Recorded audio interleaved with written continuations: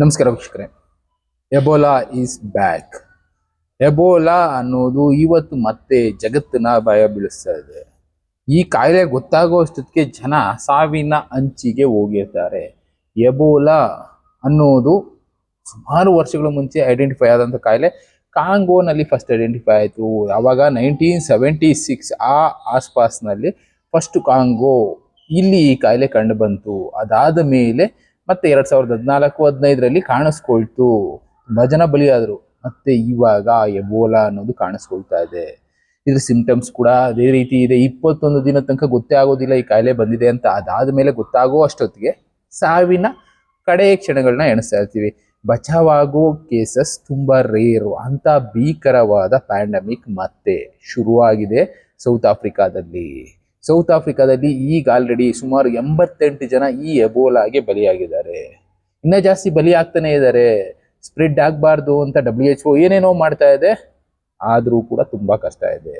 Ebola ಆಂಟಾ virus ಆಯ್ತು, ಈಗ Ebola ಶುರುವಾಗಿದೆ. ಎಬೋಲಾ ನೋಡಿ has returned to Central Africa with no vaccine, and the outbreak is now a global health emergency. More than 88 people are already dead in the Democratic Republic of Congo, while hundreds of suspected cases continue to spread across remote regions and crowded cities. According to the World Health Organization, the true scale of the outbreak is still unclear. Ebola is one of the deadliest viruses on Earth. It attacks the body from the inside, damaging blood vessels, organs, and the immune system itself. Patients can suffer from high fever, vomiting, internal bleeding, and severe organ failure. The virus spreads through direct contact with blood and bodily fluids, and symptoms may take up to 21 days to appear. A confirmed infection has already reached Goma, near the Rwandan border, raising fears that the outbreak could spread even further. ಇಲ್ಲಿ ಹೇಳ್ತಾ ಇರೋದನ್ನ ಕೇಳಿದ್ರಲ್ಲ, Ebola ಅನ್ನೋದು ಭಯಾನಕ ಕಾಯಿಲೆ. ಇದು spread ಆಗಿದೆ ಕೆಲವಷ್ಟು ದೇಶಗಳಲ್ಲಿ. ಇದು ಈಗ ಆಲ್ರೆಡಿ ಜನಕ್ಕೆ ಭಯ ಬೀಳಿಸ್ತಾ ಇದೆ. ಇದು ಕೂಡ ಒಂದು ಪ್ಯಾಂಡಮಿಕ್ ಆಗಬಹುದಾ? ಯಾಕೆ ಅಂದ್ರೆ ಇದಕ್ಕೆ ವ್ಯಾಕ್ಸಿನ್ಗಳನ್ನ ಈಗಲೂ ಕೂಡ 100% ಪರ್ಫೆಕ್ಟ್ ಆಗಿರೋ ವ್ಯಾಕ್ಸಿನ್ಗಳು ಸಿಕ್ಕಿಲ್ಲ. ನಮ್ಮ ಬಾಡಿ ಒಳಗೆ ಇದ್ಕೊಂಡು ನಮ್ಮ ರಕ್ತ ಕಣಗಳನ್ನ ಡ್ಯಾಮೇಜ್ ಮಾಡುತ್ತೆ, ಜೊತೆಗೆ ಬಾಡಿನೇ ಡ್ಯಾಮೇಜ್ ಮಾಡ್ತಾ ಹೋಗುತ್ತೆ. ಮೇನ್ ಆಗಿ ಇಮ್ಯೂನ್ ಸಿಸ್ಟಮ್ ಏನಿದೆ ಇದನ್ನ ವೀಕ್ ಮಾಡುತ್ತೆ. ಇದರಿಂದ ಬಚಾವಾಗೋದಕ್ಕೆ ದಾರಿಗಳಿದೆಯಾ? ತುಂಬಾ ಕಷ್ಟ ಅಂತಾನೆ WHO ಯೋಚನೆ ಮಾಡ್ತಾ ಇರೋದು. ಸೆಂಟ್ರಲ್ ಆಫ್ರಿಕಾದಿಂದ ಸ್ಪ್ರೆಡ್ ಆಗ್ತಾ ಇರೋ ಈ ಕಾಯಿಲೆ ಮುಂದೆ ಎಲ್ಲಿ ಸ್ಪ್ರೆಡ್ ಆಗುತ್ತೋ ಗೊತ್ತಿಲ್ಲ. ಒಂದ್ ಕಡೆ ಹಾಂಟಾ ವೈರಸ್ ದಾಳಿ ಆಗ್ತಾ ಇದ್ರೆ, ಇನ್ನೊಂದ್ ಕಡೆ ಎಬೋಲಾ ಈಸ್ ಬ್ಯಾಕ್ ಅಂತಾನೆ ಹೇಳ್ತಾ ಇದಾರೆ. ಅಂದ್ರೆ ಮತ್ತೆ ಈ ಕಾಯಿಲೆಗಳು ಬೇರೆ ಬೇರೆ ಸ್ವರೂಪದಲ್ಲಿ ಬಂದು ಜನರನ್ನ ಬಲಿ ಪಡೆಯೋದಕ್ಕೆ ಸಿದ್ಧ ಆಗ್ತಾ ಇದೆ. ಹೆಚ್ಚು ಕಡಿಮೆ 6 ವರ್ಷಕ್ಕೊಂದು ಸಲ ಈ ರೀತಿ ಕಾಯಿಲೆಗಳು ಕಾಣಿಸ್ಕೊಳ್ತಾ ಇದೆ. ಇದು ಪ್ಲಾನ್ಡಾ ಇಲ್ಲ ಪ್ರಕೃತಿ ಮಾಡ್ತಾ ಇರೋ ಪ್ಲಾನಾ ಅನ್ನೋ ಪ್ರಶ್ನೆ ಹುಟ್ಬಿಡುತ್ತೆ.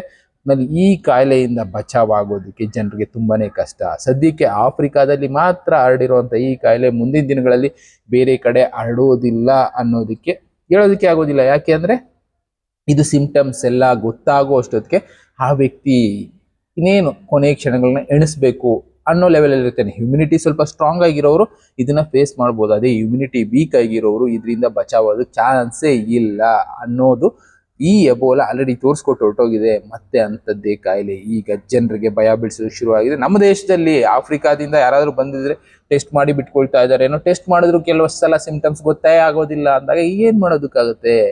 ಆಫ್ರಿಕಾದಲ್ಲಿ ಯಾವ ಭಾಗಕ್ಕೆ ಸ್ಪ್ರೆಡ್ ಆಗಿದೆಯೋ ಅವರು ಕೂಡ ಹೇಳೋದಕ್ಕಾಗೋದಿಲ್ಲ ಅಂತ ಹೇಳ್ತಾರೆ. ಕಾಂಗೋಯಿಂದ ಶುರುವಾದಂತ ಕಾಯಿಲೆ ಆಫ್ರಿಕಾದ ಕೆಲವಷ್ಟು ಭಾಗಗಳಿಗೆ ಸ್ಪ್ರೆಡ್ ಆಗಿದೆ. ಅದರಿಂದ ಮುಂದಕ್ಕೆ ಆಫ್ರಿಕಾದಿಂದ ಬೇರೆ ಬೇರೆ ಜಾಗಕ್ಕೆ ಜನ ಹೋದಾಗ ಅಲ್ಲಿ ಕಾಯಿಲೆ ಸ್ಪ್ರೆಡ್ ಆಗೋ ಚಾನ್ಸಸ್ ಇರುತ್ತೆ. ನಮ್ಮ ದೇಶಕ್ಕೆ ಸದ್ಯಕ್ಕೆ ಆಫ್ರಿಕಾದಿಂದ ಯಾರ್ಯಾರು ಬರ್ತಾರೋ ಅವರಿಂದ ಬರ್ಬೋದು. ಇಲ್ಲ ಆಫ್ರಿಕಾದಿಂದ ಬೇರೆ ದೇಶಕ್ಕೆ ಏನಾದ್ರು ಹೋಗಿ ಅಲ್ಲಿ ಯಾರೋ ವ್ಯಕ್ತಿಗೆ ಅಂಟ್ಕೊಂಡಿರೋ ಕಾಯಿಲೆ ಆ ವ್ಯಕ್ತಿ ಇಲ್ಲಿಗೆ ಬಂದಾಗ ಸ್ಪ್ರೆಡ್ ಆಗೋ ಚಾನ್ಸಸ್ ಇರುತ್ತೆ. ನಮ್ಮ ದೇಶ ಸ್ಪ್ರೆಡ್ ಆದ್ರೆ ಇದನ್ನ ತಡೆಯೋದಕ್ಕೆ ಆಗೋದಿಲ್ಲ. ಮಾರಣ ಹೋಮ ಅನ್ನೋದು ಶುರು ಆಗುತ್ತೆ ಅನ್ನೋದು ಮಾತ್ರ ಸತ್ಯ. ಎಬೋಲಾ ಈಸ್ ಬ್ಯಾಕ್ ಅಂದ್ರೆ ಮಹಾಮಾರಿ ಈಸ್ ಬ್ಯಾಕ್. ಎದುರಿಸೋದಕ್ಕೆ ಸಿದ್ಧ ಆಗ್ಬೇಕಷ್ಟೇ. ಇನ್ನು ಬೇರೆ ಬೇರೆ ವಿಷಯಗಳ ಜೊತೆ ನಾನು ಮತ್ತೆ ಸಿಗ್ತೀನಿ. Thank you.